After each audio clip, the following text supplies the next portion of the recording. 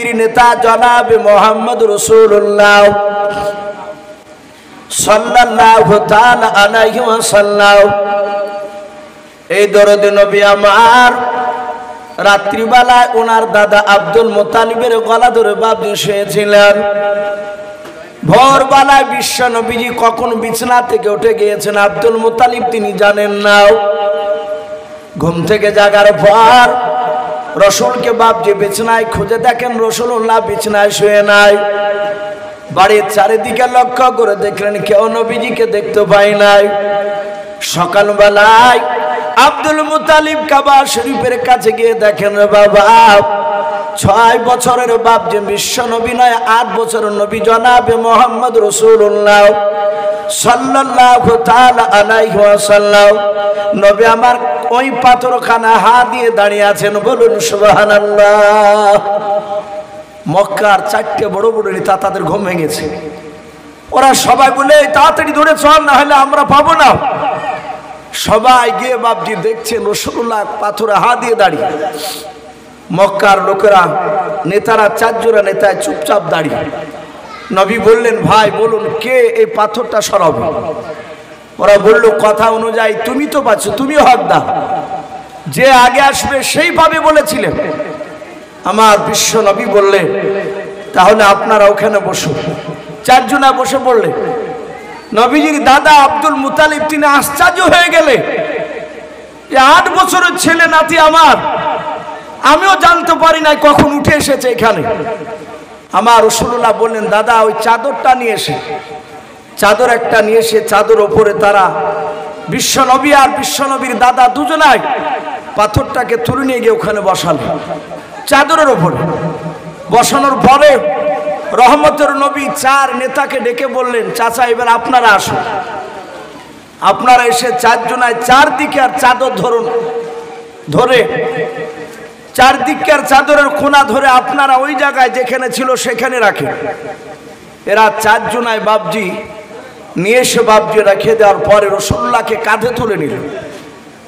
যেই ঝামেলাটা 18 দিন ধরে বাবজি মীমাংসা করতে পারে নাই, সবাই মারবো ধরবে এরকম বাবজি হইচে হচ্ছিল, আমার বিশ্ব নবী এসে একদিনই বাবজি মীমাংসা করে দিলেন।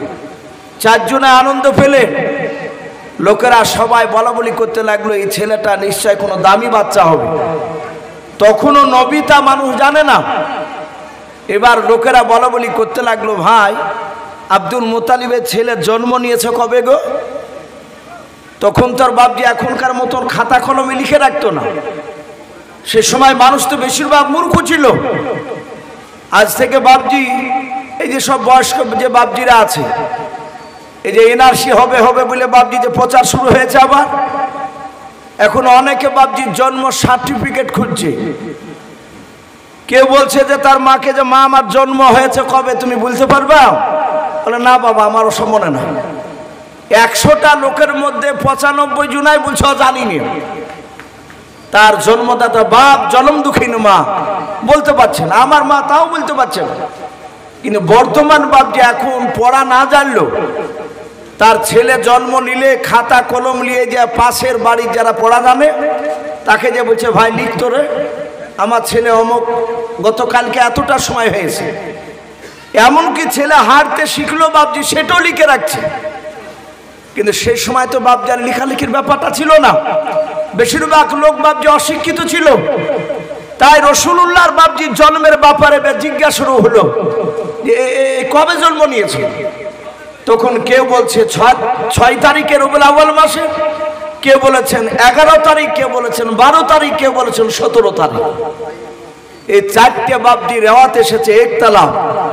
কেউ যদি বলে যে 6 তারিখে জন্ম নিয়েছে আপনি তার সাথে ঝামেলা করতে পারবেন না। কেউ যদি বলে 12 তারিখে আপনি এটাও ঝামেলা করতে পারবেন না। বাপজি আমার সোনা লালেরা, তা আমরা এই রসুলের জন্মদিন যে রসুলকে আমরা পেয়েছি, আমাদের জন্মদিনটা উপলক্ষ করছি এটা বড় কথা নয়। আমাদের কথা যে রাসূলুল্লাহ আসার পরে আমরা দামি উম্মত হতে পেরেছি, বলুন আলহামদুলিল্লাহ। নবীর উম্মত যদি বাপজি আমরা রসুলকে যদি না পেতাম, সব নবীর উম্মতের চেয়ে আমরা দামি হতে পারতাম বাপজি? একটু কথা বলে। অথচ সারা পৃথিবীতে আদম আলাইহিস সালাম থেকে নিয়ে আপনার আমার রাসূল সাল্লাল্লাহু আলাইহি ওয়াসাল্লাম 1,24,000, আবার মতান্তরে বলেছেন 2,24,000 নবী রাসূল। সবাই বাপজি কিয়ামতের ময়দানে প্রতিটা নবী রাসূল, সব নবী রাসূলরা জান্নাতি না জাহান্নামী একটু কথা বলে? সবাই জান্নাতি, কোনো নবী রাসূলের গুনাহ নাই, তারা বেগুনাহ, তারা নিষ্পাপ। তো প্রতিটা নবীর উম্মাত সবাই জান্নাতি হবে না বাপ, কিছু উম্মাত জান্নাতি হবে, কিছু উম্মাত জাহান্নামী হবে। যারা জান্নাতি উম্মাত হবে নবী, প্রতিটা জান্নাতি উম্মাত তারা জান্নাতের সার্টিফিকেট হাতে নেবে। আদম আলাইহিস সালামের কিছু উম্মাত জান্নাতি হবে, কিছু জাহান্নামী হবে। জান্নাতীরা তারা আদম নবীর পেছনে তারা সার্টিফিকেট নিয়ে দাঁড়িয়ে থাকবে জান্নাতে। ওইভাবে নূহ নবী, মুসা নবী, ঈসা রুহুল্লাহ আলাইহিমুস সালাম, প্রতিটা নবী বাপজি তার উম্মাতরা কিছু যারা জান্নাতি হবে তারা সার্টিফিকেট নিয়ে পেছনে আপন আপন নবীর পেছনে তারা দাঁড়িয়ে থাকবে। ইজতেমা হয়, কিছু কয়েক বছর আগে ডমকুলে ইজতেমা হলো। আমরা ইজতেমা থেকে দেখেছি ইজতেমার প্যান্ডেলের ভিতর মানুষ সবাই বসা, কিন্তু খুঁটিয়াতে ওপরে বাপজি ব্যানার দেওয়া আছে, এটা জঙ্গিপুর, এটা সাইথিয়া, লেখা আছে কান্দি, মানে কান্দির মানুষ ওখানে বসে আছে। মানুষ এদিক ওদিক গেলে যেন ব্যানার দেখে যেন চিনতে পারে। তো প্রতিটা নবীর উম্মাত তারা যারা জান্নাতি তারা সব নবীর নাম আর সার্টিফিকেট নিয়ে দাঁড়িয়ে থাকবে। প্রতিটা নবীর উম্মাত বলবেন ওগো নবী চলুন জান্নাতে। সবাই তারা বাপজি পেছন দিকে ঘুরে তাকাবেন, উম্মাতেরা বলবেন নবী গো আপনারা এই দিকে কেন তাকানো বলেন? প্রতিটা নবী ডাক দিয়ে বলবেন শোনো, আমরা এবং তোমাদেরকে নিয়ে জান্নাতে যেতে পারবো না ততক্ষণ পর্যন্ত। বলে কতক্ষণ পর্যন্ত? বলে ওই দেখো আখিরি জামানার পয়গম্বর জনাবে মুহাম্মদ রাসূলুল্লাহ সাল্লাল্লাহু তাআলা আলাইহি ওয়াসাল্লাম তার উম্মাদেরকে যতক্ষণ পর্যন্ত জান্নাতে না নিয়ে যাবে তার আগে কোন নবীর উম্মাত তারা জান্নাত যেতে পারবে না। বলুন সুবহানাল্লাহ। শুধু আপনার আমার নবীকে পাওয়ার কারণে এই রাসূল বাপজি অত্যন্ত দামি। এই দামি এমনি হয় না, রাসূলের বাপজি চরিত্র। এই যে আজকে আলোচনা নবীজির বাপজি চরিত্র নিয়ে আলোচনা, এটা হচ্ছে মেন কথা। রাসূল কিভাবে চলেছে, নবী কি শিক্ষা দিয়েছেন উম্মাতিদেরকে। আমার বিশ্ব রাসূল বাপজি এমনি এমনি দাবি হয় নাই। প্রতিটা নবী বেশিরভাগ তার কওমের উপর রাগ করে থাকতে না পেরে অনেক নবী রাসূল তার কওমের জন্য বদদোয়া করেছে। তাদের অত্যাচার সহ্য না করতে পেরে বলেছেন আল্লাহ তুমি ধ্বংস করে দাও। কিন্তু আপনার আমার নবী রহমতের নবী সাল্লাল্লাহু আলাইহি ওয়াসাল্লাম তিনি বদদোয়া করেন না। আমার রাসূলকে মেরেছে কাফেরেরা। আমার বিশ্ব নবী হাতখানা ধরে বলছেন চাচা আপনার হাতে মনে হয় ব্যথা হয়েছে। ইহুদি অবাক যে আমি ওকে মারলাম, ও আমাকে গালিগালাজ কিছু না দিয়ে রাসূলের চোখ দিয়ে পানি ঝরছে, হাতখানা ধরে ইহুদির হাতে চুমা দিয়ে বলছে চাচা বুঝি আপনার হাতে ব্যথা হলো আমাকে মারতে গিয়ে? ইহুদি সাদা হাতে রাসূলের পা ধরে ক্ষমা চেয়ে কলমা পড়েছেন। বলুন আলহামদুলিল্লাহ। রাসূলের এত সুন্দর ব্যবহার, নবী শুধু মুখে বলেছে তা নয়, নবী যেটা বাপজি করেছেন সেটাই বলেছেন, সেটা বাস্তবে পরিণত করে দেখে দিয়েছে। আপনারা সকলেই জানেন রহমতের নবীর চরিত্র ব্যাপারে আল্লাহ কোরআনে বলেছেন ইন্নাকা লা আলা খুলুকিন আযীম। আল্লাহ রাসূলের চরিত্র আল্লাহ নিজে বলছেন আমি অতি উত্তম করে চরিত্র অধিক করে আমার রাসূলকে আমি দুনিয়াতে পাঠিয়েছি। নবীর উপর দিয়ে মহান চরিত্র মানুষ আর দ্বিতীয় কেউ নেই। এ আমার রহমতের রাসূল সাল্লাল্লাহু তাআলা আলাইহি ওয়াসাল্লাম, তিনার এত সুন্দর ব্যবহার ছিল। এই দরদি নবী ইন্তেকাল করার 3 দিন আগেকার কথা বলি, নবী ইন্তেকাল করবেন তার 3 দিন আগে হাদিসের কিতাবে পাওয়া যায় নবী ইন্তেকাল করার আগে নবীর মাথার যন্ত্রণায় ব্যথায় 1 দিন নয় 2 দিন নয়, নবী আমার 13 দিন বিছনাগত হয়েছিলেন, বিছনায় পড়েছিলেন।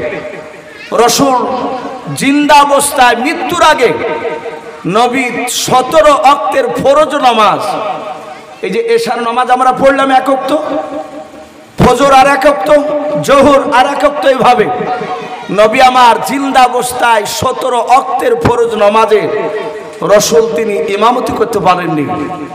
নবী একাই নামাজ পড়েছেন ইশারায়। নবীজির মসজিদে গিয়ে সাহাবাদের সামনে ইমামতি করতে পারেননি।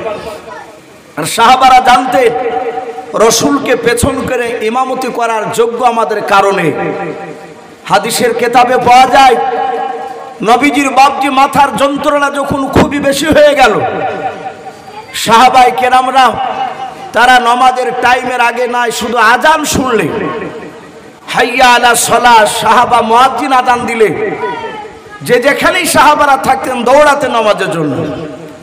বিশ্ব নবী দরদি নবীর সাহাবারা মসজিদের ভিতরে গিয়ে বাপজি আমাদের মতন গোল টিপ করতেন না। আমাদের তো এখন গোল টিপ হয় বাপ, এই মৌলবি বলেন আর হাজি বলেন সব একই খাতায় আমাদের নাম চলে গিয়েছে।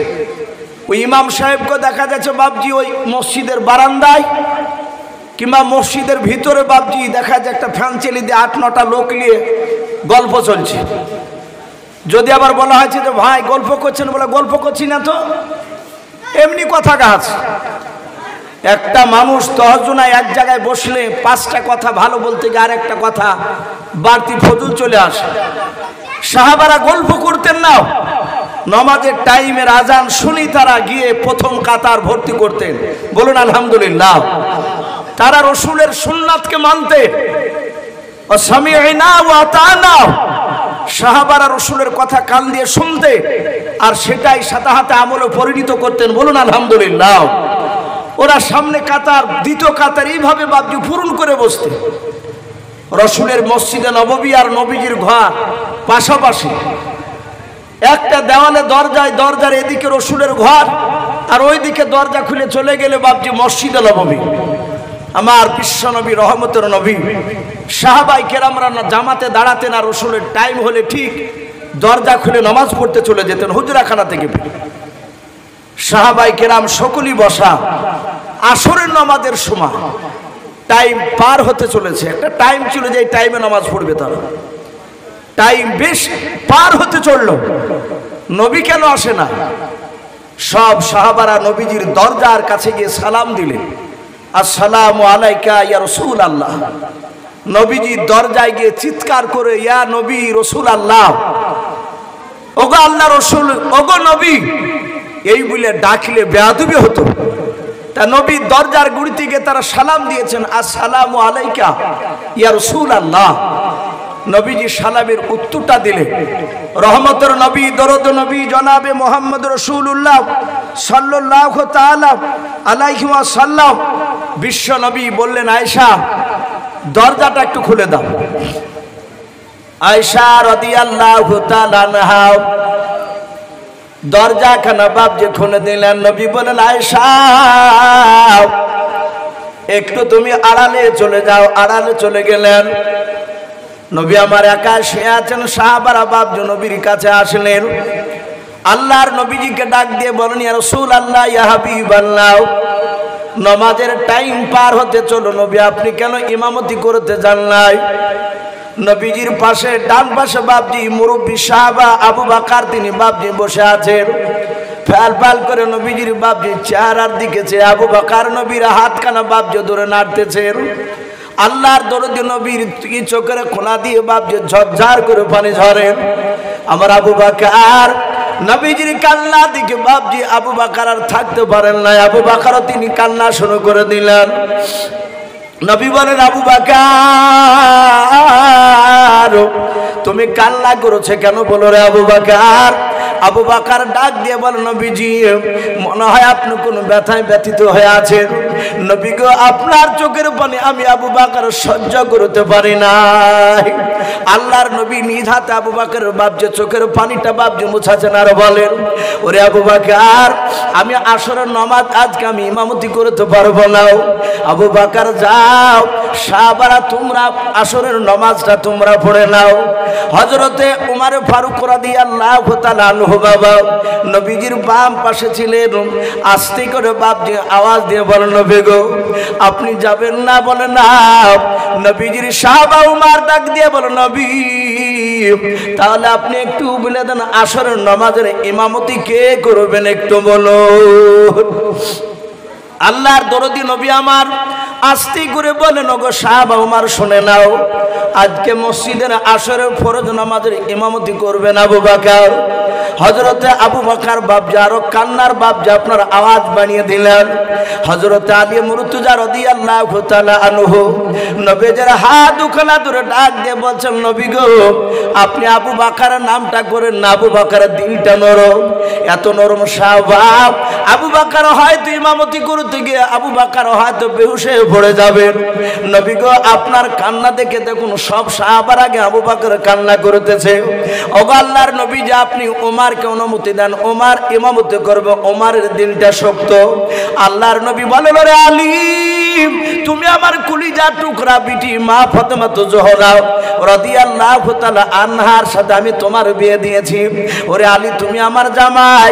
আলী শোনেন, আমি পয়গম্বর, আমি জবান দিয়ে বের করেছি আমার আবু বকর আসরের নামাজের ইমামতি করবে। আবু বকর কাঁদেন আর বলেন, ওগো ওমর আমি আর জিন্দা অবস্থায় রাসূলুল্লাহকে আর মনে হয় ইমাম হিসাবে পাবো না। এটা আবু বকর অনুভব করে নিয়েছে। নবী বলেন, আবু বকর যাও ইমামতি করো। আবু বকর তিনি নামাজে গিয়ে দাঁড়ালেন। বিশ্ব নবী বলেন, আয়েশা রে দরজাটা খুলে দাও, কে নামাজ পড়ায় একটু আমি দেখি। আয়েশা দরজা খুলে বলছেন, ওগো রাসূল আমার আব্বাজান ইমামতি করছে, আপনার বন্ধু আবু বকর আমার আব্বাজান দাঁড়িয়েছেন ইমামতিতে।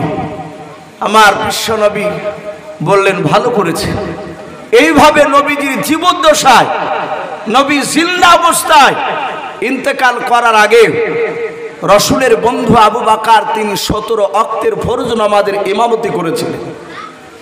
আমার বিশ্ব রাসূল একেবারে মৃত্যুর 3 দিন আগে হাজার হাজার বাপজি সাহাবায়ে কেরাম সব নবীর অসুস্থ শুনে সবাই নবীজিকে দেখতে গিয়েছেন। সাহাবারা নবীজিকে গোল করে ঘেরাও করে নিয়ে বাপজি সব সাহাবারা বসাও। আল্লাহ রাসূল উঠে একাই বসতে পারেন না।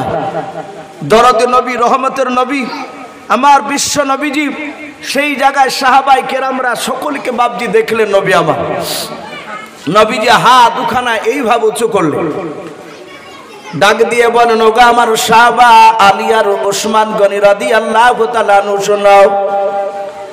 তারা দুজন সাহাবা নবীজির কাছে এসে বলেন, হুজুর বলুন কেন আমাদেরকে ডাক দিলেন? আল্লাহর নবী বলেন, আলী ওসমান তোমরা দুজনে হাত ধরে আমাকে একটু উঁচু করে তোমরা বসাও। আল্লাহর নবীজির হাত দুখানা ধরে উঁচু করে নবীজিকে বসালেন। দরদে নবী আমার বসার পর সাহাবাদের দিকে ফেলফাল করে দেখতে লাগলেন। আল্লাহর নবীজি ডাক দিয়ে বলেন, আবু বকর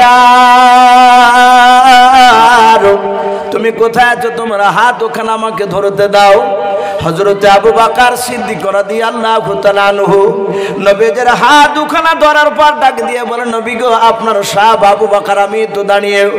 আল্লাহর নবীজি আবু বকরের হাত দুখানা ধরার পর ডাক দিয়ে বলেন, আবু বকর শুনে নাও, আমি মনে হয় আর বেশি দিন দুনিয়ার বুকে বেঁচে থাকবো না।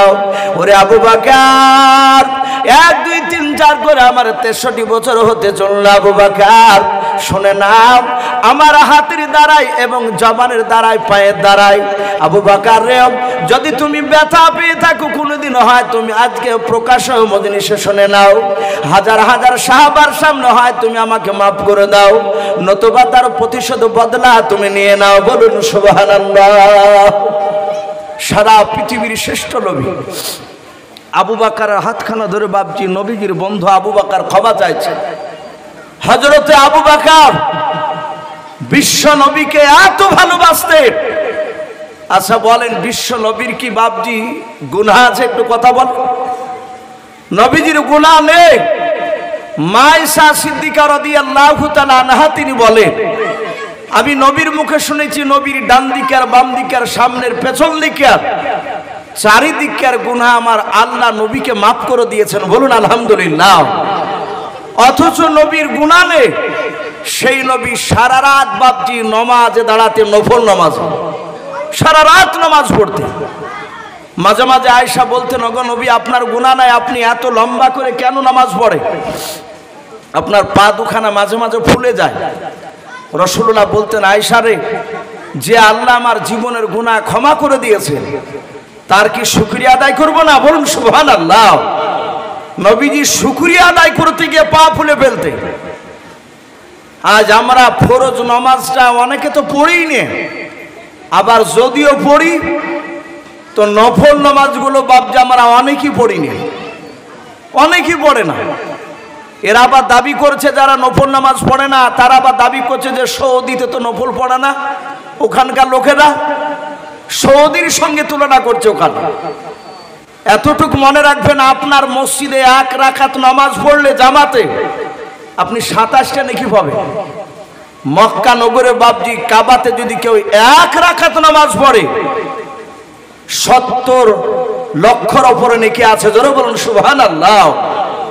তাহলে ওখানে 1 রাকাত নামাজ পড়ে যা নেকি পাওয়া যায়, আমার মনে হয় যে আপনার এখানে গ্রামের মসজিদে জামাতে ধরে ও আপনি 50 বছর নামাজ পড়ে ওই 1 রাকাতের নেকির সমতুল্য হবে না। আবার দাবি করছে ওখানকার লোকের সঙ্গে যে ওরা নফল পড়ে না, তা আমরা পড়বো কেন? আমাদের যা গুনাহ বাপ, ফরজ, ওয়াজিব, সুন্নাত, তার সাথে সাথে বর্তমান নফল নামাজেরও গুরুত্ব দেওয়া দরকার। আমাদের যা গুনহার হার বেড়ে গিয়েছে। আমার বিশ্ব নবী, দরদি নবীর বন্ধু আবু বকর, তিনি অবাক হয়ে গেলেন, নবীজি মাফ চাইছেন আবু বকরের কাছে। আবু বকর বলছেন, ওগো রাসূল, আপনি আমাদের কাছে অন্যায় করেননি। নবী গো, আপনার কাছে আমরা অন্যায় করেছি। নবী, আপনার অনেক সময় অনেক কথাগুলো আমরা শুনিনি। মুফতি সাহেব এই সাইডে শুনুন, একবার পেছন হয়ে গেছেন আপনি, এখানে না না আসেন আসেন, এদিকে বসে। বিশ্ব নবী জনাবে মুহাম্মদ রাসূলুল্লাহ সাল্লাল্লাহু তাআলা আলাইহি ওয়াসাল্লাম, বিশ্ব নবী বলেন, আবু বকর তুমি যদি দুঃখ করো না, তুমি কিছু মনে করো না, আমি রাসূল পয়গম্বর, আমার আল্লাহ জিবরিলের মারফত আমাকে জানিয়ে দিয়েছে দুনিয়ার কোন মানুষ যদি তার কোন মানুষকে আঘাত দেয়, এক বান্দা আর এক বান্দাকে যদি আঘাত দেয়, আমার আল্লাহ রাব্বুল আলামিন বলেছে দুনিয়ার বুক থেকে কোনো মানুষের কাছ থেকে ক্ষমা যতক্ষণ পর্যন্ত না নিয়ে চেয়ে আসবো ওই মানুষের কাছে যাকে আঘাত দিয়েছে, আমার আল্লাহ তাকে মাফ করবে না। কিন্তু আল্লাহর হক, আল্লাহ বলছেন যে আমার হক যদি কেউ আদায় করে না আসতে পারে, একটা মানুষ নামাজ আমরা জন্ম নেওয়ার পর বালেগ হওয়ার পর থেকে তার নামাজ পড়া বাপজি ফরজ, তাকে পড়তে হবে। কিন্তু সেই লোকটা তার নামাজ হক, আল্লাহর কাছে তাকে নামাজ পড়তে হবে, এটা আল্লাহর বান্দার উপর হক রয়েছে। কিন্তু তবু আল্লাহ বলেন কোন বেনামাজি মানুষ সে জীবনে নামাজ পড়ে না, আমি আল্লাহ আমার হক সে আদায় করে না আসলে আমি আল্লাহ ইচ্ছা করলে তাকে মাফ করে দিতে পারি। বলুন আলহামদুলিল্লাহ। আচ্ছা, আল্লাহ যদি কোনো বেনামাজিকে মাফ করে দেয়, আমাদের কিছু করার আছে ভাই? একটু বলে। গোটা কিয়ামতবাসী আল্লাহর বিরুদ্ধে স্লোগান দিয়ে কোনো লাভ নেই। কিন্তু বান্দা বান্দার সাথে বাপজি একটা মানুষ আর একটা মানুষকে আঘাত যদি দেয়, জবান দিয়ে, হাত দিয়ে, পা দিয়ে, আপনি চোখ দিয়ে, যা দিয়ে তাকে আঘাত করবে, সেই আঘাত তার কাছ থেকে যতক্ষণ পর্যন্ত আপনি দুনিয়ার বুকে মৃত্যুর আগে মাপ না চাইবে, ক্ষমা না নিতে পারবে, কিয়ামতের ময়দানে আল্লাহ বলছেন আমি তাকে মাফ করব না। আমার বিশ্ব নবী কাঁদেন আর বলেন, আবু বকর রে, তুমি আমাকে ক্ষমা করে দাও, নতুবা তুমি তার প্রতিশোধ বদলা তুমি নিয়ে নাও। আবু বকর বিশ্ব নবীর হাত দুখানা ধরে বলছেন, হুজুর আপনি আমার কাছে অন্যায় করেননি, আমি আপনার কাছে অন্যায় করেছি। আমার বিশ্ব নবী আবু বকরকে বাপজি ছেড়ে দিলেন। ছেড়ে দেওয়ার পরে আমার বিশ্ব নবী বলেন, আবু বকর তুমি বসো। পাশেই ছিলেন ওমর। আমার বিশ্ব নবী বলেন, ওমর, ওমর তোমার হাত দুখানা আমাকে ধরতে দাও। ওমর ইবনুল খাত্তাব রাদিয়াল্লাহু তাআলা আনহু বাবা নবীজির হাত দুখানা ধরে বলেন, ইয়া রাসূলুল্লাহ, আমি আপনার সাহাবা ওমর, ওগো নবীজি আপনি আমাকে কি বলবেন বলুন। আল্লাহর নবীজি ডাক দিয়ে বলেন, ওমর রে, আমি তোমাকে হাতের দ্বারা, জবানের দ্বারা, পায়ের দ্বারা যদি আঘাত দিয়ে থাকি ওমর, ওরে ওমর তুমি আজকে হয় তুমি মাফ করে দাও, নতুবা তার প্রতিশোধ বদলা তুমি নিয়ে নাও।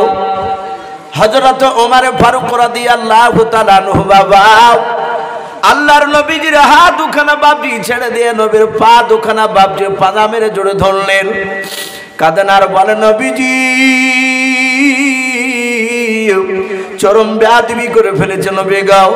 ওগো আল্লাহর নবীজি আপনি আমার কাছে কোনো অন্যায় করেন নাই নবী, আপনার কাছে আমি চরম বেয়াদবি করে ফেলেছিলাম নবী, সেই দিনের জন্য আমি আপনার কাছে মাপ চাই, আপনি আমাকে মাফ করে দেন। হযরত উরাইকা রাদিয়াল্লাহু তাআলা আনহু বলে একজন সাহাবা পাশেই দাঁড়িয়েছিলেন, উনিও কাঁদছেন। ওমরকে ডাক দিয়ে বলছেন, ওমর তুমি নবীকে এমন কি আঘাতজনক কথা বলেছিলে, এমন কি বেয়াদবি করেছিলে নবীর কাছে? হাদিসের কিতাবে পাওয়া যায় আমার বিশ্ব নবীর সামনে ওমর বসে থাকতে, আরো সাহাবারা বসে থাকতে। আমার রাসূল বলেন, আমি অনেক দিন লক্ষ্য করে দেখলাম ওমর রাসূলের চেহারার দিকে এমন ভাবে তাকাতে, যতক্ষণ নবীর সামনে থাকতেন উনি ততক্ষণ দ্বিতীয় অন্যদিকে বাবজি ওমর নজর ফিরাতেন না, একইভাবে নবীর চেহারার দিকে চেয়ে থাকতেন, আর দুই চোখের কোনা দিয়ে ওমরের ঝরঝর করে পানি ঝরত। আমার বিশ্ব নবী বলতেন, ওমর রে, এই ওমর তুমি আমার দিকে অমন করেছে, কাঁদো কেন? ওমর বলতেন, ইয়া রাসূলুল্লাহ এই চোখ দিয়ে আমি সর্বপ্রথম আপনাকে আমি চিনতে পেরেছিলাম না। ওগো নবী আপনি এত দামি নবী তা আমি জানতাম না, আপনার উপর ঈমান আনার পর আমি জানতে পেরেছি আপনি কত বড়, আপনি পাওয়ারফুল নবী, কত বড় দামি নবী। তাই নবী আপনাকে দেখে আমি অন্যদিকে নজর আমি ফেরাতে পারি না। উরাইকা ডাক দিয়ে বলেছিল, ওমর তুমি এমন কি আঘাত দিয়েছিলে বলো। নবীর পা দুখানা ধরে ওমর কাঁদেন আর বলেন, হুজুর সেই দিন আমি আপনাকে মারতে গিয়েছিলাম। সকলেই বাবজি আপনারা শুনেছেন আমার বিশ্ব নবীজির বাবজি সেই সময় যখন কোরআন নাজিল হয়েছিল, নবী নবুয়তের দায়িত্ব নিয়ে যখন কলমার দাওয়াত দিছিলেন, ওই সময় বেঈমানেরা আবু জেহেল, উতবা, সাইবা এ কাফেররাও মক্কার সে সময় তারা বড় বড় টাকা পয়সাওয়ালা মানুষ, তারা শক্তিশালী মানুষ, যাদেরকে মুরুল বলা হতো, তারা রসুলের কোরআনের কথা তারা দেখেছে যে মুহাম্মদ সাল্লাল্লাহু আলাইহি ওয়াসাল্লামের কথা যারাই শুনে তারাই নবীওয়ালা হয়ে যায়, বলুন আলহামদুলিল্লাহ। তখন তারা বলতো, লা তাসমাউ লিহাযাল কুরআন, তোমরা খবরদার কোরআনের কথা মুহাম্মদ সাল্লাল্লাহু আলাইহি ওয়াসাল্লামের বাণী ওর মুখ দিয়ে যে কোরআনটা বের হয়, আল্লাহর উপর থেকে যে নাজিল হয়, আল্লাহর কাছ থেকে কোরআনের কথা তার কাছ থেকে শোনো না। কাফেররা শুধু শুনতো না তো বটেই, আবু জেহেলরা বলতো যে কানে তুলি দিয়ে ঘুরবা, ওরা দুই কানে তুলে লাগিয়ে দিয়ে ঘুরতো, জানো মুহাম্মদ সাল্লাল্লাহু আলাইহি ওয়াসাল্লামের কথা এই মানুষের কানে যেন না পৌঁছায়। এখনো বাবজি এক শ্রেণীর মানুষেরা আছে, তাবলিগ জামাত দেখলে দেইবন্দি বাবজি উলামায়ে দেইবন্দে যে জাল টুপে যে মুফতি সাহেবরা মাথা দিয়েছে, আমাদের এই রুমাল, এগুলো দেখলে কিছু মানুষের বাবজি গায়ে জ্বালা শুরু হয়ে যায়। অনেক জায়গাতে বাবজি মসজিদে তাবলিগ জামাত ঢুকতে দেয় না, আছে কি নাই কথা বলে? ওরা বলে যে খ্রিস্টানের এরা দালাল, তাবলিগ জামাত এদেরকে বলে খ্রিস্টানের দালাল, এরা বাহির থেকে টাকা পায়। বাবজি আমার সোনা লালেরা, ওরা জানে যে তাবলিগ জামাত মসজিদে ঢুকতে দিলে ওরা আমাদের দলের লোক যদি তাবলিগের কাছে বসে, তাহলে আমরা যে ভণ্ডা মুখের খাসি এগুলো জানতে পেরে যাবে। বাকিবিল্লাহ মেদিনীপুরের একজন আলেম রয়েছেন, বাকিবিল্লাহ দামাত বারকাতুহুম আলিয়া, মুফতি সাহেবরা ভালো চিনে, উনি আমার উস্তাদ। সুরুলিয়া মাদ্রাসা সেই সময় তিনি পড়াতেন, ওনার কাছে সারা আকাইদ পড়েছে। উনি এই আখিরিগঞ্জ এলাকায় একটা জালসায় গিয়েছিলেন, ওনাকে প্রশ্ন করেছে, হুজুর তাবলিগ লোকেরা তারা তো টাকা পায় খ্রিস্টানে, তাই তারা বাড়িতে বউ ছেলে ছেড়ে তারা মাসের মাস বছর পর্যন্ত তাবলিগ করে বেড়ায়। উনি কাগজটা পড়ে নিয়ে এভাবে বললেন, আপনারা বলুন সবচেয়ে কার সন্তান বেটা ছেলে বেশি আছে কিনা, হাত তুলে। অনেক লোক বাপজি তারা হাত তুলে বলল আমার 8 ছেলে, কে বলছে 6টা ছেলে। তো বলে আচ্ছা আপনার যদি 6টা ছেলে হয় সবাই কি চাকরি করে? বলে না। বলে আপনার মন চায় না যে আপনার ছেলেরা চাকরি করুক? বলে হ্যাঁ করুক। চাকরি মানে যে টাকা মাসিক পাবে, তার বর্ষা হলে মাপ নাই, তাই তো এই জন্য তো চাকরি গুরুত্বটা বেশি, ওর মার মহিম নাই। তো বলে আপনার মন চায় না? বলে হ্যাঁ। বলে চাকরি নিতে গেলে একটা ডিগ্রি লাগে, কমসে কম না হলো ছোটখাটো চাকরি না হলে মাধ্যমিক লাগবে পাস। তা আপনার ছেলে কি সবাই মাধ্যমিক? বলে না। বলে কে পাট ধোয়, কে রাজমিস্ত্রি, কে হয়তো 4 পড়েছে, কেউ পড়েইনি। তাহলে শোনেন, তাবলিগে পাঠিয়ে দেন আপনার ছেলেকে। যদি 10,000 করে যদি খ্রিস্টানে যদি বেতন দেয়, তাহলে আপনার 6 ছেলে যদি যায় 6 10 60,000 পাবে। আর এমন তো ভারী কাজ না, এই মসজিদ থেকে ওই মসজিদে, ওই মসজিদ থেকে ওই মসজিদে, একটা থালা, একটা গিলাস, 2.5 কেজি চাল, আর একটা বালিশ আর একটা ক্যাথা। খুব জোর ওজন হলে না 10 কেজি হবে টোটাল মিলিয়ে। তাহলে 10 কেজি বহালে তো অসুবিধা নাই। তাহলে আপনার 10টা ছেলেকে আপনি পাঠিয়ে দেন, এই 6টা ছেলেকে। যদি তারা তাবলিগ ঘুরিয়ে এসে যদি তারা বলে যে হ্যাঁ টাকা পাওয়া যায়, বাকিবিল্লাহ সাহেব বললেন যে সেই সময় আপনি এসে যা বলবেন আমি তাই মেনে নেব। ওখানকার একটা মাস্টার মশাই তিনি চলে গিয়েছিলেন জামাতে, গিয়ে 10 দিনকার ছুটি নিয়ে গিয়ে বাপজি এক চিল্লা মারিয়ে এসছে। আসে বলছেন যারা প্রচার করে যে খ্রিস্টানে টাকা পায়, এরা সব বদমাইশ মিথ্যাবাদী। এরা টাকা পায় না, নিজের টাকা খরচ করে যায়। এতে যদি কেউ মসজিদে যদি কেউ খেতে দেয় তাই খায়। ওখানে বাপজি অনেক তাবলিগওয়ালা হয়েছে, এটা রসুলের জামানায় ছিল। আবু সেহেলরা বেঈমানেরা বলতো যে নবীর কাছে যেও না, নবীর কথা শুনো না। নবীকে দেখলি বাপজি তারা দূর দিয়ে এভাবে কানে আঙুল দিয়ে তাদের তোলা থাকতো না, তারা কানে আঙুল দিয়ে পালিয়ে যেত। আমরা দেখেছি অনেক জালসা, যাহাতে বাপজি উলামায়ে দেওবন্দির বক্তা যাহাতে উঠছে আর অমনি জুতিয়াটাকে নিয়ে ঘুরিয়ে চলে যায়। চাচা যাচ্ছেন কেন? বলে আর শুনবো না। পাশ থেকে বলছে হুজুর আপনি দেওবন্দি ওর লিগে শুনবে না। ওদেরকে শিখে দিয়েছে যে ওদের ওয়াজ শোনাও চলবে না। বাপজি আমার শোনা লালেরা, আমার বিশ্ব নবীজির কথাগুলো ওমর বাপজি কান দিয়ে শুনেছিলেন না। ওমর রসুলের বাপজি দূর থেকে বাপজি নয়, সে কিন্তু লোকের কাছে বাপজি শুনতো। সবাই মুহাম্মদ সাল্লাল্লাহু আলাইহি ওয়াসাল্লামের বিরোধিতা করে, কিন্তু সেই ওমর ডাক দিয়ে আবু জেহেলকে বলেছিল, আবু জেহেল মুহাম্মদ সাল্লাল্লাহু আলাইহি ওয়াসাল্লাম তো কাউকে আঘাত দিয়ে কথা বলে না, তাই এরকম অনেক লোক বলে, আমি তাদের মুখ থেকে শুনেছি, বলুন আলহামদুলিল্লাহ। ওমর এই কথাটা আবু জেহেলকে প্রশ্ন করেছিল। আবু জেহেল দেখলে তো বেটা তো অধিক হয়ে যাবে।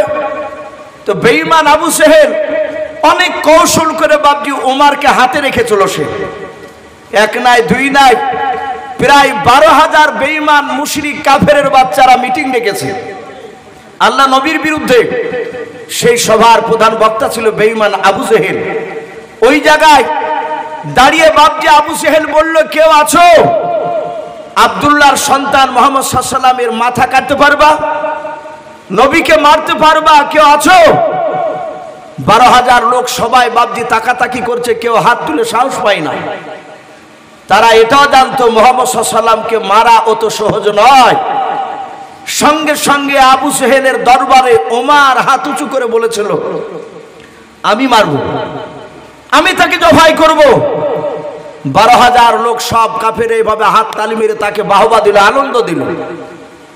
আবু জেহেল বলল, তুমি যদি মুহাম্মদ সাল্লাল্লাহু আলাইহি ওয়াসাল্লামকে মারতে পারো, তার মাথা কেটে নিয়ে আসতে পারো, তোমাকে বড় বড় 3টে উপহার দিব। ওমর তাতে রাজি হয়ে গেল। ওমর সেখানে ওয়াদা করে কথা দিয়ে ওলঙ্গা তলোয়ার খানা ওমর সঙ্গে করে নিয়ে ময়দান দিয়ে দৌড়াচ্ছে, রসুলকে মারতে যাচ্ছে। ওমর মুসলমান সাহাবাদেরকে, নবীর সাহাবাদেরকে দেখলে তার চোখ লাল হয়ে যেত, কারণ তার তো ঈমান নাই। কিন্তু নবীজি ওমরের শক্তির ব্যাপারে বলেছে, আল্লাহ ওমরকে এত শক্তি দিয়েছিলেন, ওমরের 2 হাতে 50টা যুবকের শক্তি একাই আল্লাহ ওমরকে দিয়েছিলেন, বলুন সুবহানাল্লাহ। নবীর আরেকটা চাচা আমির হামজার হাতে দিয়েছিলেন। ওমরের এত শক্তি ছিল, ওমর তার দুশমনকে জবাই করে চামড়ার মুশুকে ওই মৃত ব্যক্তির, জবাই করা ব্যক্তি রক্ত ভরে নিত। ভরে নেওয়ার পরে যাকে জবাই করেছে, মেরেছে ওমর, তার রক্তকে নিয়ে তার বংশে তার বাপ যদি বেঁচে থাকতো, তার বাড়ির দরজায় গিয়ে তার বাপের নাম ধরে ডাকতো, ডেকে কাছে বলতো যে তোর ছেলেকে যে মেরেছি তার ছেলে রক্ত খেলে, মুখে করে নিয়ে ওমর তার গায়ে ছিটা মারতো রক্ত। ভাবতে পারেন কত বড় বাপজি শক্তিশালী ছিল ওমর। সেই সময় কুখ্যাত বাপজি আপনার বাহাদুর মস্তাদ ওমর রাসূল সাল্লাল্লাহু আলাইহি সাল্লামকে মারার জন্য দৌড়াচ্ছে। মরুভূমির ময়দান দিয়ে বাপজি যাচ্ছিল, আর ওখানে একজন রাসূলের সাহাবা, কিতাবে তার নাম লিখেছে বাপজি হযরত নাঈম রাদিয়াল্লাহু তাআলা আনহু। উনি বলছেন, এই ওমর ভাই, এই কি ব্যাপার, এভাবে দৌড়ে যাচ্ছ কোথায়? ওমর থমকে দাঁড়িয়ে বলল, বড্ড বাড়া বেড়েছে আব্দুল্লাহর সন্তান মুহাম্মদ সাল্লাল্লাহু আলাইহি ওয়াসাল্লাম, ও তো দুরূদ পড়ছে না, ওই আব্দুল্লাহর ছেলের মাথা কাটতে যাচ্ছি। হযরত নাঈম বললেন, ভাই ওমর, তুমি একা, ওর তো সাথীরা আছে, ওরা তো তোমাকে কম করে ছাড়বে না। নাঈমের সাথে ওমরের একটু বন্ধুত্ব ছিল। আমাদের অনেক সময় আমাদের হিন্দু ভাইদের সাথে অনেকের বন্ধুত্ব থাকে না, অনেক মুসলমানের। তো বললো, ভাই ওমর, তুমি একা, ওর তো দলবল আছে, ওরা তো কম করে ছাড়বে না। ডাক দিয়ে বলল, ভাই তোর কথা শুনে মনে হচ্ছে তুই নবীর লোক। নাঈম বলল, ভাই আমি নবীর কলেমা পড়ে মুসলমান হয়েছি। এই ওমর, তুমি আমাকে মারার আগে, নবীকে মারার আগে তোমার বাড়িটা ভালো করে খোঁজ নিয়ে এসো। ওমর চিৎকার করে বলল, বাড়ি মানে? বলে, তোমার আপন কলিজার টুকরা বোন ফাতেমা নাই? বলে, আছি তো। বলে, ফাতেমার বিয়ে দিয়েছো সাঈদের সঙ্গে না? বলে, হ্যাঁ। বলে, তোমার সেই ফাতেমার স্বামী সাঈদ তোমার দুলাভাই হয়েছে, আর তোমার বোন ফাতেমা, ওরা দুজনায় স্বামী স্ত্রীতে যেই নবীকে মারতে যাচ্ছ সেই নবীর কলেমা পড়ে তারা মুসলমান হয়ে গিয়েছে। জোরে বলুন সুবহানাল্লাহ। ওমরের যা রাগ ছিল নবীর ওপর, তার চেয়ে বাপজি 7 গুণ বেড়ে গিয়েছে রাগ। বলে, মিথ্যা বলছিস না তো? নাঈম বলছে, নবীর ওপর কলেমা পড়ে যেদিন থেকে কলেমা পড়েছি সেদিন থেকে মিথ্যা কথা বলি নাই। বলুন সুবহানাল্লাহ। আর রসুলের যারা উম্মত হবে, বন্ধ হবে, তারা মিথ্যা কথা বলেন না। বাপজি আমার সোনা লালেরা, আল্লাহর নবী জনাবে মুহাম্মদ রাসূলুল্লাহ সাল্লাল্লাহু তাআলা আলাইহি ওয়াসাল্লাম, বিশ্ব নবীর বাপজি যখনই কথাটা বাপজি বলেছে যে তার ভাই কলেমা পড়ে নিয়েছে, ডাক দিয়ে বলল, আমি এক্ষুনি বোনের বাড়িতে যাচ্ছি। বলে, যাও। ওমর দ্রুত বেগে বাপজি নিজের বোন ফাতেমার বাড়ির দিকে দৌড়ে চলে গেল। দরজাখানা বাপজি বন্ধ করা ছিল রে বাবা। হাদিসে এটাও পাওয়া যায়, ওমর কলমা পড়ার আগে বিশ্ব নবী আমার প্রকাশে কলমার দাঁত দিত, বাপজি ভয় পারতেন না। নবীজি চুপি চুপি বাপজি কলমার দাঁত দিয়ে বেড়াতেন। এতে অনেকে বাপজি কলমা পড়তো, আবার যারা কলমা পড়তে গিয়ে বাপজি আবু জেহেলের লোকেরা জানতে পারতো, তারা জোর করে নবীর সাহাবাকে নিয়ে গিয়ে তারা অত্যাচার করতো, মারতো। আল্লাহর নবীজির বাপজি নাই, ওমরের কলিজার টুকরা বোন ফাতেমা সাঈদ, তারা দুজনাই ওই ঘরের ভিতরে তারা বাড়িতে কোরআন বাপজি শিখছিল। হযরতে খাব্বাব রাদিয়াল্লাহু তাআলা আনহু বলে একজন নবীজির সাহাবা, উনি বাপজি নবীর তরফ থেকে বাপজি সাঈদ আর সাঈদের স্ত্রী ফাতেমাকে, ওদের স্বামী স্ত্রী দুজনাকে বাপজি কলমার বাপজি আপনার কথা পড়ানোর উপর কোরআন বাপজি সেখানে শেখানোর জন্য গোপনে কোরআন বাপজি তেলাওয়াত করে শোনাচ্ছিলেন। হযরত ওমর দরজার গুড়িতে বাপজি কানটা একটু লাগিয়ে দেওয়ার পর মনে হলো কি যেন ভিতর থেকে বাপজি আওয়াজ বেরিয়ে আসছে। হযরত ওমর সঙ্গে সঙ্গে বাবা দরজাখানা বাপজি আওয়াজ দিল, শিকলটা নড়ালো, ডাক দিয়ে বলে, ফাতেমা দরজাটা তাড়াতাড়ি তুমি খুলে দাও। হযরত ফাতেমা দরজার গুড়ি থেকে বাপজি ওমরের আওয়াজ শুনে বুঝতে পেরেছেন আমার ভাই ওমর মনে হয় জানতে পেরেছে আমরা কলমা পড়েছি, তা আমাদেরকে মনে হয় মারার জন্য দৌড়ে এসেছে। হযরত সাঈদ খাব্বাব বাপজি দুজনায় পাশাপাশি বাপজি দাঁড়িয়েছিলেন। ফাতেমা ডাক দিয়ে বলেছিল, আমার খাব্বাব ভাই, এখন কোরআনটা নিয়ে তুমি আড়ালে চলে যাও, কারণ আমার ভাই উমার কোরআনকে চিনে না, হয়তো এসে ঘরে এসে তোমার কোরআনটাকে নিয়ে হয়তো টান মেরে ছুঁড়ে ফেলে দিতে পারে।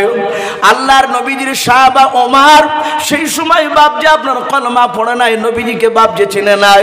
ওমর কয়েকবার বাপজি ডাক দিল, দরজা যখন খুলতে দেরি হয়ে গেল, দরজা খুলতে দেরি হলো, ওমর বাপজি লাফ মেরে দরজাটা বাপজি আপনার ভেঙে গিয়াও, দরজা ভেঙে ফেলে বাপজি ঘরের ভিতরে প্রবেশ করলো। ওমর প্রবেশ করার পর ওমরের দুলাভাই নিজের বাপজি আপনার সাইদ যে আপনার নাম ছিল, তার কাছে গিয়ে বাপজি বাম হাত দিয়ে তার দাড়ি কানাকে বাপজি ওমর বাপজি ধরে ফেলল।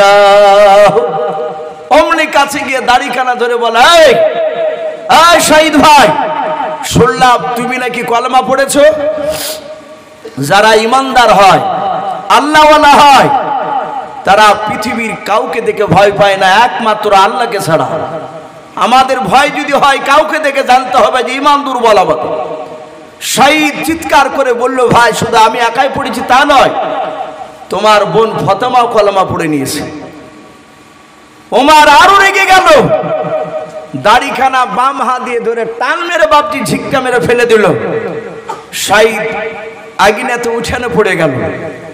ওমর নিজের দোলা ভাইয়ের বুকের উপরে দাঁড়িয়ে পা দিয়ে লাত মারতে লাগলো, বুকের বাতা ভেঙে ফেলবো বলে। তলোয়ারের উল্টো পিঠ দিয়ে আঘাত করতে লাগলো। হযরত সাইদকে চিৎকার করে আওয়াজ দেয়, মারে আর বলে, বল কলমা ছাড়বি কিনা, আমাদের দুশমন মুহাম্মদ সাল্লাল্লাহু আলাইহি ওয়াসাল্লামের কলমা ছাড়বি কিনা বল। হযরত সাইদ বলে, ভাই না, মারতে মারতে যদি শেষ করে দিস তাও কলমা ছাড়বো না। ওমর বারবার বাপজি মারতে লাগলো। ওমর এত মারতেছে, একবারের জন্য বাপজি বলে নাই যে আমাকে মেরো না, আমি কলমা ছেড়ে দিতে রাজি আছি। ওমর মারতে মারতে বাপজি দেখলো নিজের দোলা ভাইয়ের অনেকটা রক্ত বাপজি মাটিতে পর্যন্ত পড়েছে। হযরত ফাতেমা সঙ্গে সঙ্গে বাপজি দেখলো আমার স্বামীকে তো আর বাঁচানো যাবে না। হযরত ফাতেমা নিজের স্বামীর বুকের উপর বাপজি আপনার শুয়ে পড়ে ডাক দিয়ে বলেছিল, ভাই আমি তোমার কলিজা টুকরা বোন রে ভাই, তুমি আমাকে মেরো না। ও ভাই তুমি দয়া করে আমার স্বামীকে ছেড়ে দাও। হযরত ফাতেমার মাথার চুলগুলো বাপজি ধরে টান মেরে আগুনেতে উঠোনে ফেলে দিল। শুধু ফেলে দিল তা নাই, নিজের বোনের বাপজি বুকের উপর বাপজি ওমর দাঁড়াতে পর্যন্ত দ্বিধাবোধ করলো না। নিজের বোনের বুকের উপর দাঁড়িয়ে পা দিয়ে মারতে লাগলো। তলোয়ারের উল্টো পিঠ দিয়ে বাপজি আঘাত করে। ফাতেমার শরীর কানা কেটে কেটে বাপজি রক্ত বেরিয়ে যায়। হযরত ফাতেমাকে ডাক দিয়ে ওমর চিৎকার করে বলে, ফাতেমা এখনো সময় আছে, কলমা ছাড়, বল তোরা কলমা ছাড়বি কিনা, ডাক দিয়ে বল। ওমরের বোন ফাতেমা কাঁদানার বলেন, ওরে ভাই মারতে মারতে যদি ধোলার সঙ্গে মিশিয়ে দাও তবে আমি কথা দিচ্ছি আমি ফাতেমা আর আমি আমার স্বামী সাইদ এরা দুজনাই আমরা কলমা পড়তে রাজি নাই। ওমর মারতে মারতে দেখলো এত মারলাও, একবারও আমার কাছে জানের ভিক্ষা চাই না। ফাতেমা আস্তে করে নাই বাপজি উমার ডাক দিয়ে বলো, ফাতেমা একবার তুই আমার কাছে জানের ভিক্ষা চাও।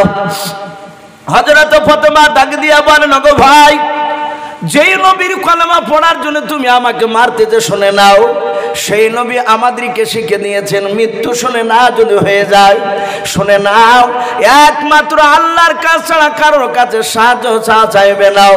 যাতে বাপনি এই কথাটা যখন বলা হলো, বলে আমি আল্লাহ ছাড়া কারো কাছে সাহায্য চাই না।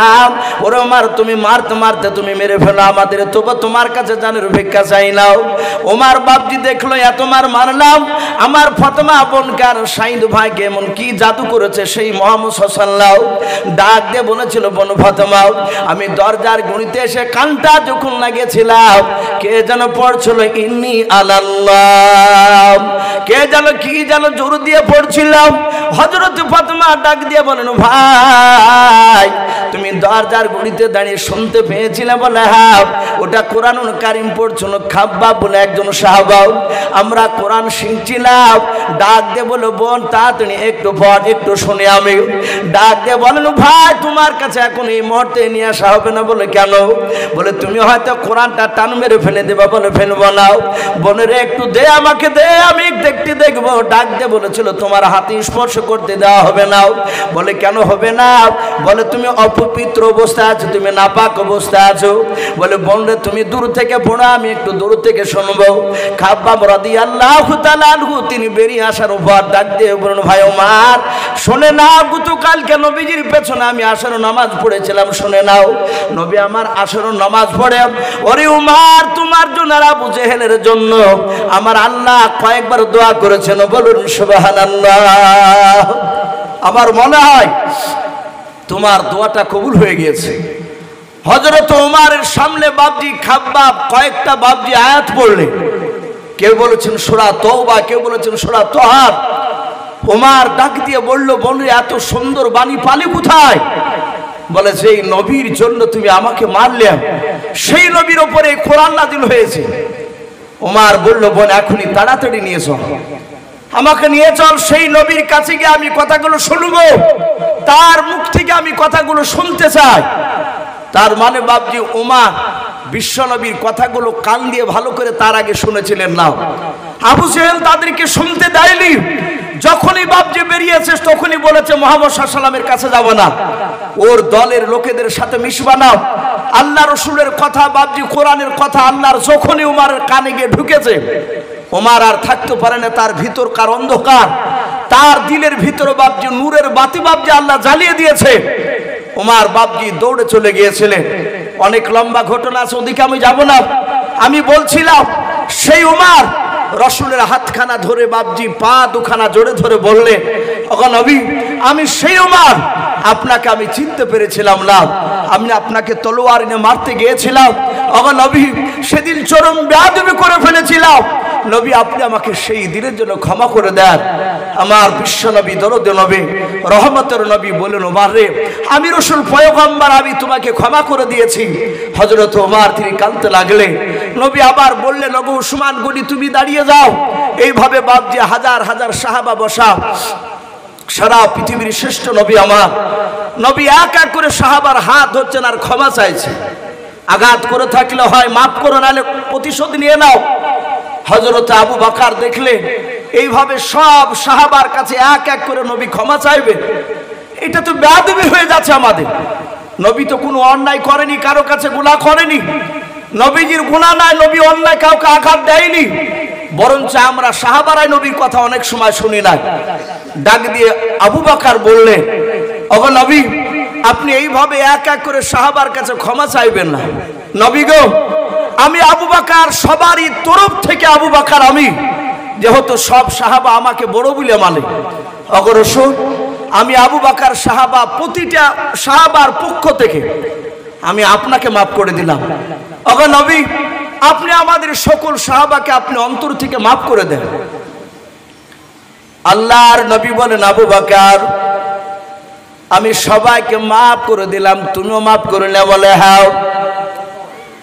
হযরত নবী যখন মাফ করে দিলাম বললেন, সঙ্গে সঙ্গে বাবা পেছন দিকে আরেকজন বাবজি সাহাবা ছিল, বিশিষ্ট সাহাবা, যিনার নাম কিতাবে এসেছে বাবজি সাদ ইবনে আবি ওয়াক্কাস রাদিয়াল্লাহু তাআলা আনহু, বাবজি হাই র‍্যাঙ্কের দামি সাহাবা। ওই সাহাবা পেছন দিক থেকে চিৎকার করে ডাক দিয়ে বলেছিলেন, ইয়া রাসূলুল্লাহ ইয়া হাবিবাল্লাহ, সমস্ত সাহাবারা ওমরকে মাফ করে দেওয়ার জন্য দায়িত্ব দিতে পারে আপনার সামনে, কিন্তু আমি সাদ ইবনে আবি ওয়াক্কাস আমি আপনাকে অতক্ষণ পর্যন্ত আমি ক্ষমা করব না, মাফ করব না। নবী গো যতক্ষণ পর্যন্ত আমি আপনাকে নিজ হাতে আমি মেরে প্রতিশোধ না নিতে পারবো, জোরে বলুন সুবহানাল্লাহ। নবীকে মারবো বলেছে সাদ ইবনে আবি ওয়াক্কাস। সব সাহাবা আশ্চর্য হয়ে গেলেন।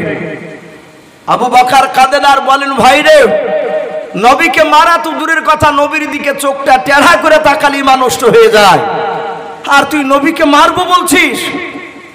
হযরতে সাদ ইবনে আবি ওয়াক্কাসের মেজাজ একদম হাই টেম্পার হয়ে আছে। ডাক দিয়ে বলে, তোমরা মাফ করতে পারো, আমি মাফ করব না। আল্লাহ রাসূল বললেন, ওগো সাহাবা, ওকে ছেড়ে দাও।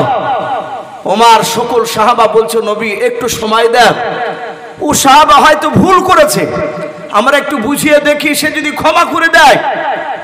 আল্লাহ রাসূল বসে বসে শুনছে। সব সাহাবারা বললেন, ভাই সাদ ইবনে আবি ওয়াক্কাস, নবীকে মাফ করে দাও, নবীকে মেরো না। একই কথা বলছেন, আমি কারো কথা শুনবো না।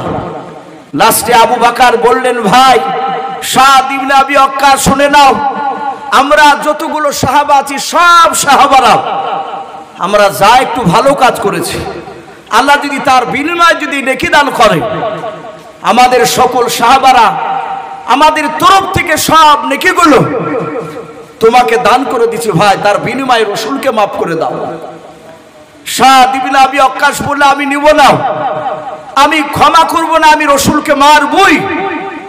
লাস্টে আবু বকর সিদ্দিক রাদিয়াল্লাহু তাআলা আনহু তিনি কাঁদেন আর বলে, ভাই সাদ ইবনে আবি ওয়াক্কাস, তুমি তো জানো আমি আবু বকর, আমার বিশ্ব নবী আমার নেকির ব্যাপারে, আমার মর্যাদার ব্যাপারে অনেক সময় তোমাদের সামনে বলেছে। আপনারা সকলেই জানেন, আমার বিশ্ব নবী আবু বকরকে যেদিন মক্কা থেকে হিজরত করে নিয়ে গিয়েছিলেন, সেই দিনকে রাত্রে নবীজির বন্ধু আবু বকরের ব্যবহার দেখে আমার বিশ্ব নবী এত খুশি হয়েছিলেন। আর আল্লাহ কোরআন বলেছেন, কুল ইন কুনতুম তুহিব্বুনাল্লাহ ফাত্তাবিউনি ইউহিব্বুকুমুল্লাহ ওয়া ইয়াগফির লাকুম যুনুবাকুম ওয়াল্লাহু গফুরুর রহিম।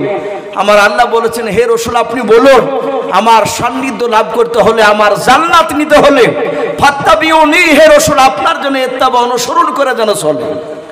ওগো আমার বিশ্ব নবী, আপনার ইত্তেবা অনুসরণ করে চললে ইউহিব্বুকুমুল্লাহ, আমি আল্লাহ থেকে ভালোবাসবো, বলুন আলহামদুলিল্লাহ। আমার বিশ্ব নবীর বন্ধু আবু বকর বললেন, ওগো ভাই সেই রাত্রি নেকির ব্যাপারে তুমি জানো, আপনারা সকলে জানেন, আমার বিশ্ব নবীর ওপর যখন মক্কা নগরে বাবজি অত্যাচার বেড়ে গেল, আমার রহমতের নবীকে দিন দিন মানুষের এত মারতে লাগলো, আমার সঙ্গে সঙ্গে জিবরিল আলাইহিস সালাম আল্লাহর হুকুমে এসে বললেন, ওগো নবী আপনাকে মক্কা ছেড়ে মদিনায় চলে যেতে হবে। আমার রাসূল বললেন, ওগো জিবরিল এই মুহূর্তে কি যাওয়া লাগবে? বলে, না আমি তা জানি না, এখনই যেতে হবে তা বলেননি আল্লাহ, তিনি এতটুকু বলেছেন, আল্লাহর যেদিন অর্ডার হবে সেদিন আপনাকে এসে বলবো, আপনি আর আপনার বন্ধু আবু বকর দুজনাকে মক্কা ছেড়ে মদিনায় চলে যাওয়া লাগবে। সঙ্গে সঙ্গে জিবরিল আলাইহিস সালাম তিনি চলে গেলেন, অদৃশ্য হয়ে গেলেন। নবীর কাছে কোনো কথা নতুন আসলে সঙ্গে সঙ্গে দৌড়ে গিয়ে নবীর বন্ধু আবু বকরের কাছে বলতেন, বলুন আলহামদুলিল্লাহ। নবী আমার আবু বকরের বাড়িতে গিয়ে বলেন, আবু বকর এই কিছুক্ষণ আগে জিবরিল এসেছিলেন, আমাকে আর তোমাকে মক্কা ছেড়ে মদিনায় চলে যেতে হবে। হযরত আবু বকর বলছেন, লব্বাইক রাসূলুল্লাহ, আমি এখনই তৈরি আছি, বলুন আলহামদুলিল্লাহ। নবী বলেন, আবু বকর এখন নয়, বলো কখন যেতে হবে, কবে যেতে হবে? নবী বললেন, আল্লাহর নবী বলেন, আবু বকর সেটাও বলেননি, কিন্তু এতটুকু কথা বলেছেন, যেদিন আল্লাহর অর্ডার হবে সেদিন এসে তোমাকে ডেকে নিয়ে চলে যাব। ও বাপজি ভাইয়েরা, শুধু এতটুকু কথা ওমরকে শোনালেন না, আবু বকরকে শোনালেন। আবু বকর এমনি এমনি দামি হয় নাই, সব সাহাবার চেয়ে বাপজি নেকির দিক দিয়ে বাপজি এত দামি এমনি হয় নাই। আবু বকর সেদিন থেকে আর বিছানায় ঘুমায় নাই, বলুন আলহামদুলিল্লাহ। যেদিন বাপজি রাসূলুল্লাহ রাত্রিবেলা শুয়ে আছে, ৬০০০ বেঈমান মুশরিক কাফেরের বাচ্চারা নবীজি চারিদিকে বাড়ি ঘেরাও করে নিয়ে দাঁড়িয়ে আছে। নবী সেদিন বেরোলেই রাসূলকে জবাই করবে। জিবরিল আলাইহিস সালাম এসে বললেন, আসসালামু করো, আসসালামু আলাইকা ইয়া রাসূলুল্লাহ। নবী সালামের উত্তর দিয়ে বলেন, জিবরিল ভাই এত রাত্রিতে কেন? বলে, নবী আপনাকে এখনই মক্কা ছেড়ে মদিনা যাওয়া লাগবে। আল্লাহর নবীজি ডাক দিয়ে বলেন, ওরে জিবরিল ভাই এখনই যাওয়া লাগবে? বলে, হ্যাঁ। বলে, নবী আপনি দেখতে চান আপনার বাড়ির চারিদিকে কারা দাঁড়িয়ে আছে? আল্লাহ রাসূলের হাতখানা ধরে জিবরিল আলাইহিস সালাম আগনাতে উঠোনে নিয়ে গিয়ে বাপজি দাঁড় করে দিলেন।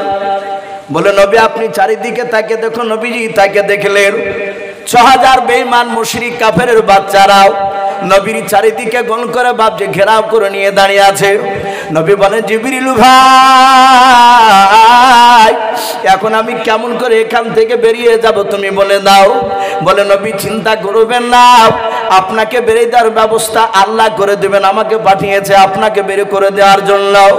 আল্লাহর নবীজির বাপজি আপনার জিবরিল আলাইহিস সালাম নবীর হাতখানা ধরলেন, সূরা ইয়াসিন থেকে বাপজি একটা আয়াত বাপজি তেলাওয়াত করে বাবা ফু দিয়ে ছেড়ে দিলেন ধুলোগুলো। সব ধুলোগুলো কাফেরের চোখে বাপজি আপনার পড়ে গেল। তারা তলোয়ার রেখে দিয়ে চোখ মচলাতে বাপজি শুরু করলো। আল্লাহর নবীজির বিছানায় নবীজির জামাই আলী রাদিয়াল্লাহু তাআলা আনহুকে বিছানায় শুয়ে দিয়ে বাবা আবু জেহেল আর সাইবা, কেউ বলেছেন আবু জেহেল আর উদবা, এরা দুজনে পাশাপাশি ছিল। ওদের পা দিয়ে আল্লাহর নবীজিকে বাপজি বের করে দিলেন। আল্লাহর নবীজি যাওয়ার পর আস্তে করে বাপজি আবু বকরের বাড়ির দরজায় গিয়ে ডাক দিয়ে বলেছেন আবু বকর। কেউ বলেছেন শুধু আবু শব্দটা বের করেছিলেন, সঙ্গে সঙ্গে বাপজি লব্বাইকা রাসূলুল্লাহ বলে আবু বকর বাপজি ঝাঁপ দিয়ে দিলেন। নবী আমার দেখলেন আবু বকর মাথায় একটা ফুটলা আছে। আল্লাহর নবীজি আশ্চর্য হয়ে বলেন আবু বকর, ওরে আবু বকর তোমার মাথার ফুটলা কেন তুমি একটু বলো। বলে নবী গো মক্কা ছেড়ে মদিনা যেতে গেলে কিছু খাবারের প্রয়োজন হতে পারে। নবী গো খাবার দোকান আনতে গেলে লোকেরা দেখে নেবে, বেঈমান আবু জেহেলের কাফেরের লোকেরা তারা ধরে নিয়ে গিয়ে আপনাকে মারবে আমাকে মারবে। নবী গো তাই খাবার কিছু আপনার ফুটলাতে বেঁধে নিয়েছে। নবী গো ফুটলাটা একটু ভারী আছে, এই ফুটলার ভিতরে একটা গাদলা পর্যন্ত রাখা আছে। আল্লাহর নবী বলেন আবু বকর ওই গাদলাটা কেন তুমি সঙ্গে নিয়েছো মাথার উপরে বলো। বলে নবী গো আপনি হাঁটাহাঁটি করে শরীর ক্লান্ত হয়ে যাবেন, ওগো নবী আপনি আরাম করতে যাবেন, ওই সময় গাদলাটা বিছিয়ে দেব নবী, গাদলার উপরে আপনি আরাম করবেন। নবী আমার তাকে থেকে আবু বকরের কথা শুনলেন, ডাক দিয়ে বলেন আবু বকর আজকে কি তোমাকে ডাকবে এটা কি তুমি আগে থেকে জানতে বলো। আবু বকর বলে হুজুর না আমি জানতাম না। বলে এই আবু বকর তাহলে তুমি কেন আজকে তুমি ফুটটা মাথায় করে নিয়ে রেডি হয়ে দাঁড়িয়েছিলে বলো। বলে হুজুর শুধু আজকে নয়, ও নবীজি আপনি সেই দিন কে বলেছিলেন আবু বকর রে তোমাকে আর আমাকে একদিন মক্কা ছেড়ে মদিনায় যাওয়া লাগবে। আমি সেদিন বলেছিলাম নবী কবে যেতে হবে আপনি বলুন ডেটটা বলুন। বলেছিলেন আমি জানি না। ওগো নবী আপনি বলেছিলেন আল্লাহর যেদিন অর্ডার হবে সেই দিন এসে তোমাকে ডেকে নিয়ে চলে যাব আবু বকর। ওগো আল্লাহর নবী যে আজ থেকে প্রায় কোন রাবি লিখেছেন বাপজি 6 মাস আগে বাপজি কথাটা বলেছিল, বলুন সুবহানাল্লাহ। আল্লাহর নবীর বন্ধু আবু বকর বলে নবীজি ওই 6 মাস থেকে খোদার কসম কেন বলে নবী গো এশার নামাজ আপনার পেছনে জামাতে পড়ে আসার পর এ পোটলা মাথায় করে নিয়েও ও নবীজি আমার বাড়ির দরজার গুড়িতে পিঠ লাগিয়ে দাঁড়িয়ে আমি কানটা দরজার বাইরে আমি একটু লাগিয়ে রাখতাম। ওগো নবীজি একটু ফলো করে থাকতাম। আল্লাহর নবীজি কখন এসে ডাক দেবে আর আমি দৌড়ে বেরিয়ে যাব। ওগো আল্লাহর নবীজি আমি যদি নিদ্রা থেকে যাই নবী আপনি এসে ডাক দিবেন আবু বকর, ও আবু বকর করে ডাক দিবেন নবী গো আপনার আওয়াজখানা যদি একবার শুনতে না পাই, ও নবীজি 2 বার শুনতে না পেলে নবী গো হয়তো বেঈমান আবু জেহেলের কাফেররা আপনার আওয়াজ শুনে হয়তো আপনাকে ধরে ফেলবে, আপনাকে আঘাত করবে। নবী কিয়ামতের ময়দানে আল্লাহ যদি একটিবার যদি বলে আবু বকর আমার নবী এসে তোমার বাড়ির দরজায় 2 বার ডাক দিয়েছিল কেন তুমি আওয়াজ দিতে পারো নাই। ওগো নবী এই কারণে সারা রাত ফজর পর্যন্ত আমি দাঁড়িয়ে থাকতাম। নবী আজও সেই দিনকার মতো আজও দাঁড়িয়েছিলাম। ওগো নবী যার কথা বলা যাবে না, তাড়াতাড়ি চলুন আপনি কোথায় নিয়ে চলে যাবেন। আল্লাহর নবী বলেন আবু বকরকে সাথে নিয়ে আমার সঙ্গে সঙ্গে আবু বকর যখন চলতে লাগলো আল্লাহর নবী বলেন আমি অনেকটা রাস্তা লক্ষ্য করে দেখলাম আবু বকরকে। আবু বকর রাস্তা দিয়ে যেতে যেতে বাবা একবার নবীজির ডান পাশে যায় আর একবার নবী বলেন দেখি দৌড়ে গিয়ে বাম পাশে চলে যায়। আবার আবু বকরকে দেখতে পাই আবু বকর সামনের দিকে দৌড়ে যায় আবার সামনের দিক থেকে পেছন দিকে দৌড়ে চলে যায়। আল্লাহর নবী বলেন অনেকটা রাস্তা চলে গেল আবু বকর আমার সঙ্গে এভাবে বারবার চারিদিকে শুধু আমার চারিদিকে ছোটাছুটি করে। আল্লাহর নবী মনে মনে ভাবলেন মনে হয় আমার আবু বকর তার বিবি রুম্মানের জন্য হয়তো মনটা খারাপ করে, তার বিটা আয়েশা আসমার জন্য হয়তো মনটা খারাপ করে। আল্লাহর নবী বলেন আবু বকর বকর একটু দাঁড়াও। নবী আবু বকর হাতটা ধরে বলেন, আবু বকর রে, আমার বাড়ি থেকে নয় তোমার বাড়ি থেকে আমি লক্ষ্য করে দেখলাম তুমি আমার সঙ্গে যাচ্ছিলাও, একবার সামনের দিকে একবার বাম দিকে আবার পেছন দিকে। এই আবু বকর চারিদিকে তুমি দৌড়াদৌড়ি করে বুঝি তোমার বাড়ি যেন মনটা বড় খারাপ করে। আবু বকর কাঁদেন আর বলে, নবীজি আপনাকে এত ভালোবাসে নবী গো। ওগো আল্লাহর নবী শুনে না, আপনার সাথে থাকলে আমি পৃথিবীর সব কিছু ভুলে যাই। বলুন সুবহানাল্লাহ। বলে নবী তুমি কেন চারিদিকে আবু বকর তুমি দৌড়াছিলে বলো? আবু বকর বলে, হুজুর আমি ডান দিকে কেন যাচ্ছিলাম, বাম দিকে কেন যাচ্ছিলাম আপনি জানেন না? বলে নাও। ওরে আবু বকর, গায়েবের খবর অদৃশ্য খবর আল্লাহ ছাড়া কেউ জানে না, এই জন্য আমি জানি না তোমার অন্তরের কথাও। কেন তুমি চারিদিকে দৌড়াদৌড়ি করেছিলে তুমি বলো? আল্লাহর নবীজিকে ডাক দিয়ে আবু বকর বলে, হুজুর আজকে রাত্রিবেলায় আমি ডান দিকে চলে যাচ্ছি আপনার সাথে, কেন শুনে নেন? আজকে যে রাত্রিবেলায় মক্কা ছেড়ে মদিনায় আমরা পালিয়ে যাচ্ছি। ওগো আল্লাহর নবীজি এই কথাটা কোন রকমে যদি আবু জেহেলের লোকেরা গতকালকে যদি টের পেয়ে যায়, জানতে পেরে যায়, হয়তো আবু জেহেলের লোকেরা এই রাস্তার দিকে হয়তো চারিদিকে বেঈমানেরা তীর ধনুক নিয়ে দাঁড়িয়ে থাকবে। নবী গো ডান দিকের বাহু দেখে হয়তো বেঈমানেরা ডান দিকের কাফেররাও আপনার বাহুখানা দেখে ডান দিকে লক্ষ্য করে হয়তো তারা তীরখানা ছড়বে। ও নবী আপনার বন্ধু আবু বকর ডান দিকে এই কারণে দৌড়ে যায়, ডান দিকের তীরটা যেন আপনার শরীরে না গেঁথে গিয়ে আপনার বন্ধু আবু বকরের যেন গায়ে যেন গেঁথে যায়। বলুন সুবহানাল্লাহ। আল্লাহর নবী বলেন, রে আবু বকর এই কারণে চারিদিকে তুমি দৌড়ায়? বলে হ্যাঁ নবীজি, চারিদিকের তীরগুলো যেন আবু বকরের গায়ে লাগে, নবী জান থাকাকালীন পর্যন্ত আপনার যেন শরীরে যেন না গেঁথে যায়। আল্লাহর নবী আর থাকতে পারলেন না, আবু বকর কি বুকের সাথে বাপজি জোড়ে ধরে গালে মুখে সোমা দিয়াও। আল্লাহর নবী বলেন, আবু বকর এত ভালোবাসো তুমি আমাকে? বলে হ্যাঁ। আবু বকর শুনে না, আমি পয়গম্বর শুন বললাম।